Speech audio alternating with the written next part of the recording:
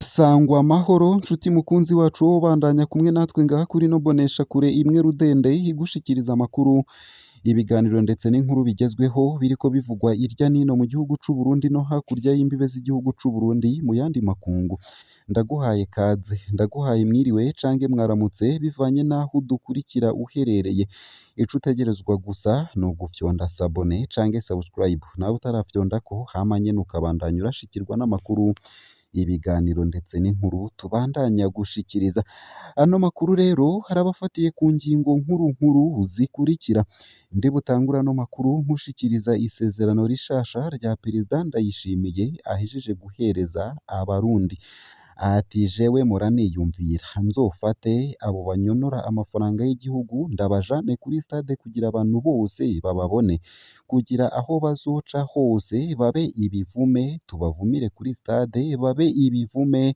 aho bazoca hose bavuge ngo wa wundi mwamubonye gushika bapfume bipfungira mu nzu bo ubwabo nyene nta kamaro ugenda muri susumo imisigati urarondera umwimbu iyo wagiye ukabura nta mwanya babifitiye nimwaba rero ariyo misiyo mufise yo gusambura Uburundi tugira duhangane vyinshi mu majambo yashikirizwejwe na nyene icubahiro umukuru w'igihugu c'u Burundi Evariste Ndayishimiye ni mukanyi mu buryo burambuye ntuje kure nayo kandi ubwoba ku bitaro by'abasirikare vya Kamenge ni bwose inyuma y'urupfu rw'umwana w'umunyekongo afise ibimenyetso vy'umugera wa Ebola indongozi z'ivyo bitaro biri ku mugwa mukuru w'ubudandaji Bujumbura zarafashe ingingo zo gukinga ariko abakozi bagira bati dutegerezwa kuba maso cane nubwo abagwaza badafise ikimenyetso na kimwe c'iyo ndwara uwo mwana yapfuye kuri uwa kabiri Rusama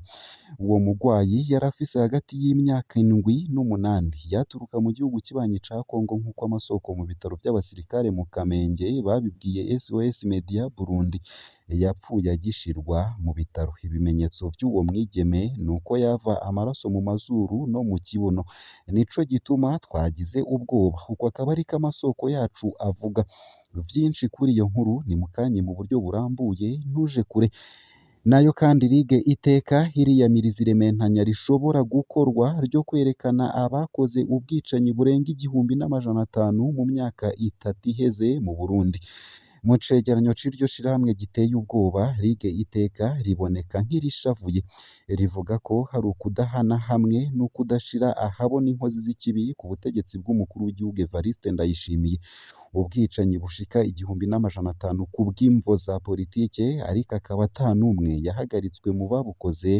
nibitumvikana imbere y'ishirahamwe rya kera riharanira agateka kazina muntu mu Burundi Ligue Iteka icegeranyo c'iryo shirahamwe kubijanye n'agateka kazina muntu n'umutekano mu Burundi cisunga cane ibiziga vy'abantu bishwe bitorwa ntibimenyekane ariko bigaca bihambwa gihutihuti hatamatohoza namwe akozwe vyinshi kuri iyo nkuru ni mukanyi navyo ku buryo burambuye ntuje kure nayo kandi ubwigenge bwo kumenyesha amakuru buriko burasubira inyuma mu Burundi urutonde rw'umwaka rwakozwe na RSF rwerekana ko Burundi bwasubiye inyuma mu manota mu bijanye n'ubwigenge bwo kumenyesha amakuru ivyo vyatumwe n'ipfungwa ry'abamenyesha amakuru abakenyezi babiri b'abamenyesha amakuru n'umugabo umwe barapfunzwe mu Burundi kandi uko bafatwa n'umurindi wo kunyuruza abantu bitera ubwoba bagenzi babo RSF kugeza ubu iza abo bakenyezi babiri iryo shiramwe mpuzamakungu riharanira agateka k'abamenyesha amakuru rishira Uburundi mu kibanza c'108 ku bihugu 180 n'amanota 51 n'ibice 78 Uburundi bwari mu kibanza c'114 mu mwaka w'ibihumbi 2023 n'amanota 52 n'ibice 14 vyinshi kuri iyo nkuru navyo ni mukanye mu buryo burambuye ntuje kure isayo gusa ayo hamwe n'ayandi ni mukanye mu buryo bw'idonido ntuje kure hico utegerezwa gusa no kumanuka munsi y'ino video hama ugafyona imbere y'ijambo Isange TV haraba handitse ijambo sabone canke subscribe urafyonda ko hama ubudushikije intererano yawe yo kuja turakuronsa amakuru ibiganiro ndetse n'inkuru tubandanya gushikiriza ano makuru ku buryo burambuye nunyemerere nyatangurire kuri ino nkuru ivuga isezerano rishasha rya perezida Ndayishimiye ati jewe mpora niyumvira nzofate abo banyonora amafaranga y'igihugu ndabajane kuri stade kugira abantu bose bababone, kugira aho bazoca hose babe ibivume, tubavumire kuri stade babe ibivume, aho bazoca hose bavuge ngo wa wundi mwamubonye, gushika bapfume bipfungira mu nzu bo nyene nta kamaro. Genda muri Sosumo imisigati urarondera umwimbu iyo wagiye ukabura, nta mwanya babifitiye. Nimwaba rero hariyo misiyo mufise yo gusambura Uburundi, tugira duhangane n'abazobasubirira ejo bavyumve. Umuntu wese ari muri societe de production ya leta tugira duhangane turabe ko azotunesha. Ebe murarondera ibirwanisho. Amategeko mu Burundi ariho kandi aratomoye ku bijanye n'ingene abanyuruza amatungo ya leta bahanwa kandi bagasubirizwa. Aho gukoresha ayo mategeko rero, Perezida Ndayishimiye ngo agiye kwiga ubuhinga bushasha bwo kumaramaza abo bantu kugira bipfunge bonyene. Iri ni isezerano rigira kangahe atanze mu myaka 4 amaze arongoye igihugu. Yaratanze indwi zibiri kubivye imiriyaridi 54 zo kubaka urugomero rwa Mpanda kugira babe basubije canke bahanywe. Nta cakurikiye, ahubwo hasohotse amakuru avuga ko yoba arimwo mu bagabuye ayo mamiriyaridi. Ntiyabeshuje, yaratutse arakaye rwose umurwizatunga Amayondori ku butare bw'i Kabarore, amwagiriza ko hari ikijuju caretse ubutare bw'Uburundi bukaja gutungisha abanyamahanga. Twaratangaye duhawe ivyemezo ko Perezida Ndayishimiye yoba asangiye umutahe na Mayondori mu kwimba ubutare. Yarasezeranye ko yifatiye igitoro mu ntoke kugira ntikizosubire kubura. Ubu nta n'uwuzi ko acibuka iryo sezerano, ndetse n'ibindi vyinshi. Hari umunsi Perezida Ndayishimiye yateye inkuru Abarundi ko afise ubujanja n'ubuswahili bwinshi. Ubwo iri shavu si ubundi bujanja. Atari gutyo aba bategetsi bakorera mu gisata c'ikawa be n'abategetsi ba Sosumo bari guca bakurikiranwa ubwa mbere. Nayo mu yandi makuru kandi, ubwoba ku bitaro vy'abasirikare vya Kamenge nyuma y'urupfu rw'umwana w'umunyekongo afise ibimenyetso vy'umugira wa Ebola ni bwinshi. Indongozi z'ivyo bitaro biri ku mugwa mukuru w'ubudandaji Bujumbura zarafashe ingingo zo gukinga, ariko abakozi bagira bati dutegerezwa kuba maso cane nubwo abagwaza badafise ikimenyetso na kimwe c'iyo ndwara. Uwo mwana yapfuye kuri uwa kabiri Rusama 2024. Uwo mugwayi yari afise hagati y'imyaka 7 n'8. Yaturuka mu gihugu kibanyi ca Kongo nk'uko amasoko mu bitaro vy'abasirikare mu Kamenge babibwiye SOS Media Burundi dukesha iyi nkuru. Yapfuye agishirwa mu bitaro.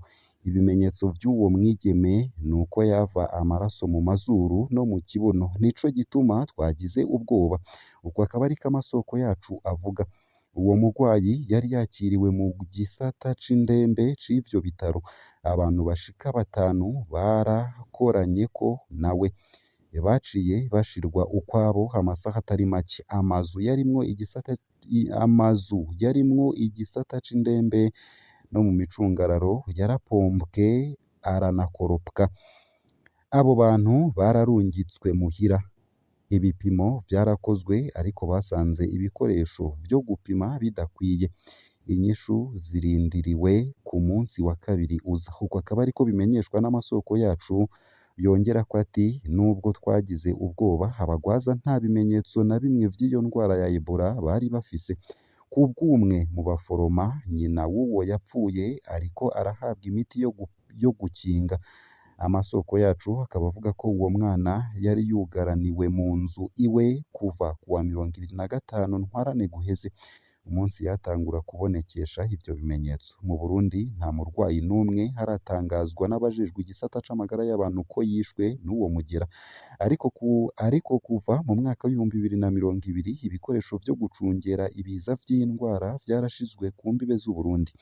Abakozi b'ubushikiranganji bw'amagara y'abantu bararungitswe kugira ngo bagenzure abagwayi mu ntumbero yo gushira ukwabo ingenzi zifise ibimenyetso vy'indwara zandukira nka Ebola ndetse na Covid-19.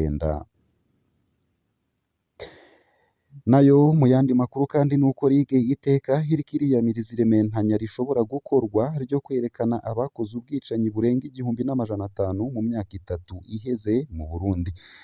Mu cegeranyo c'iryo shirahamwe giteye ubwoba, RIG iteka riboneka nk'irishavuye, rivuga ko hari ukudahana hamwe no kudashira ahabona inkozi z'ikibi ku butegetsi bw'umukuru w'igihugu Evariste Ndayishimiye. Ubwicanyi bushika 1500 ku bw'imvo za politike, ariko akaba ata n'umwe yahagaritswe mu babukoze, n'ibitumvikana imbere y'ishirahamwe rya kera riharanira agateka ka zina muntu mu Burundi RIG iteka. Icegeranyo c'iryo shirahamwe ku bijanye n'agateka ka zina muntu n'umutekano mu Burundi cisunga cane cane ibiziga vy'abantu bishwe bitorwa ntibimenyekane, ariko bigaca bihambwa gihutihuti ata amatohoza namwe akozwe. Uguhamba ivyo biziga ku bwa RIG iteka bikorwa kw'itegeko ry'abajejwe intwaro ku rwego rwo hasi, abajejwe igendereza, igipolisi rimwe na rimwe bafadikanije n'abanywanyi b'umuhari w'umugambwe CNDD-FDD uri ku butegetsi kuva umukuru w'igihugu Evariste Ndayishimiye yatanguye kurongora Uburundi. Ico cegeranyo gitanga uburorero bushaka kwerekana ko uwo mugenzo wimonogoje wo guhamba ibiziga bitowe woba ari uburyo bwiyumviriwe bunashirwa mu ngiro n'abakorera ubutegetsi. Uburorero bwinshi bw'abajejwe intwaro n'abajejwe umutekano harimwo abakozi b'igendereza n'igipolisi bashira mu ngiro iyo nteguro barandikwa muri ico cegeranyo.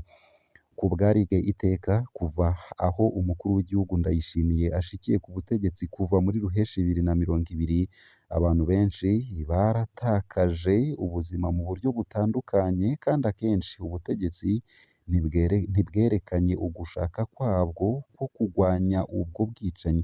Mu bwicanyi butandukanye, abakozi ba leta barabifisemwo uruhara. Ku bicwa benshi biragoye cane kumenya nimba ata kuboko k'ubutegetsi kwinyegeje inyuma, ariko leta ntiyemera kugira ico ikoze ku bwicanyi buguma bwisubiriza kandi bwabaye bwinshi maze ibukinge. Uko akaba ariko bitangazwa na Anchere niko yagize harongoye RIG iteka. Ikindi, ritarinze kudondagura ivyakozwe, ubutegetsi bwa Gitega bwarashizeho ibikenewe vyose kugira ngo hugarwe urubuga hananyegezwe ubwicanyi bukorwa. RIG iteka yashoboye guharura abantu 2291 bishwe, harimwo 247 igandagurwa ryabo ryegekwa ku butegetsi. Abantu 1188 bishwe n'abantu bataramenyekana, abenshi muri bo bakaba barahambwe ku itegeko ry'abakozi ba leta kandi ata amatohoza na mato yakozwe. 176 bapfiriye mu bitero vy'abitwaje ibirwanisho. Hafatiwe ku bivugwa na Anchere niko yagize, ivyo biziga vy'abantu bishwe n'abantu batamenyekanye bisa n'ibidatera umutima uhagaze ubutegetsi bw'Igitega, ariko bufise uburyo bwose mu bijanye n'ibikoresho, amafaranga, igipolisi, ubutungane n'ibindi kugira ngo hakorwe ayo matohoza. Nk'uko vyerekanwa n'urwo rwandiko, intara za Gitega hagati na Cibitoke mu buraruko bushira uburengero nizo zishwemwo abantu benshi, hamwe hakaba harishwe 398, ahandi 278. Ku ntara ya Cibitoke, RIG iteka ryari ryagumye ritabaza ko iyo ntara ishobora kuba nk'itongo rihambwamwo ibiziga bitorwa muri iyo ntara. Ibiziga vyinshi bitorwa mu micungararo y'uruzi Rusizi, na cane cane ku rubibe rwa komine Buganda, rimwe na rimwe bibohanije ari 2 canke birenga. Uko akaba ariko bimenyeshwa na Anchere niko yagize. Muri iyo komine, vyinshi mu biziga vyatowe vyahambwe gihutihuti kw'itegeko rya Musitanteri wa komine Pamphile Hakizimana, rimwe na rimwe hafadikanije n'igipolisi hamwe n'abanywanyi b'urwaruka rw'imbonerakure. Uko akaba ariko uwo munyamashirahamwe atangara.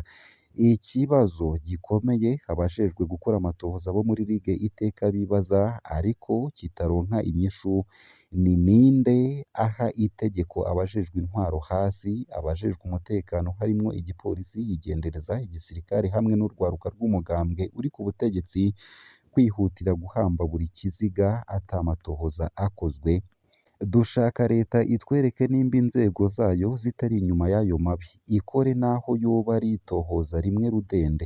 uko akaba ariko Anchere niko yagize hashikiriza ibihuha n'irementanya umugambwe uri ku butegetsi CNDD-FDD uvuga ko hari ububeshi bukorwa Reverien Ndikuriyo yarabigarutseko mu kiganiro yahaye abamenyeshamakuru mu ntara ya Ngozi iri mu buraruko bw'u Burundi haraheze iminsi mikeya hariho abantu baryoherwa no gukwiragiza ibinyoma amakuru y'ibinyoma n'ububeshi butagira ishingiro abo ntibanezererewe iterambere ry'igihugu ntibanezererewe nuko imyaka 3 ishobora guhera hatabwicanyi bubaye nta kindi bakora hatari ukugurisha ibiziga ku babafasha uko akaba ariko Reverien Ndikuriyo yagirije yariko avuga ku bijanye n'ivyo vyegeranyo vy'amashirahamwe aharanira agateka ka zina muntu hamwe n'amakuru atangwa n'ibimenyeshamakuru bikorera hanze y'igihugu ku bijanye n'ubwicanyi bufatiye kuri politike uwo yahoze ari umuroberi w'umuhutu haravyiyamiriza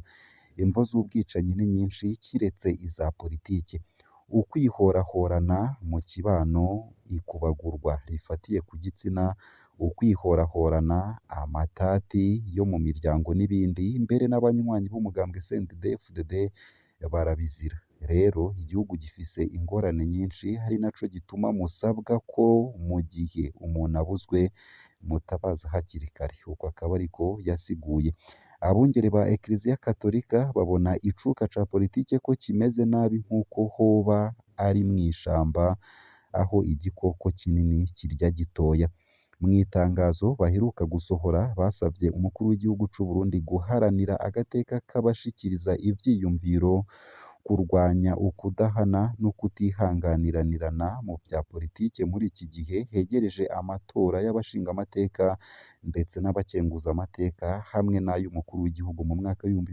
2025 no mu mwaka w'ibihumbi 2027 ngaha hakaba ariho nsoreje ano makuru nari naguteguriye ariko avugwa irya nino mu gihugu c'u Burundi no hakurya y'imbibe z'igihugu c'u Burundi mu makungu ya kure ndakwipfurije kubandanya uraruranirwa ndetse no kugira ibihe vyiza n'umunsi mwiza ico utegerezwa rero ni ukumanuka munsi y'ino video hama ugafyona imbere y'ijambo Isange TV haraba handitse ijambo s'abonner canke subscribe urafyondako hama uba udushikirije intererano yawe yo kuja turakuronsa amakuru ibiganiro ndetse n'inkuru tubandanya gushikiriza ugire ibihe vyiza ndetse n'umunsi mwiza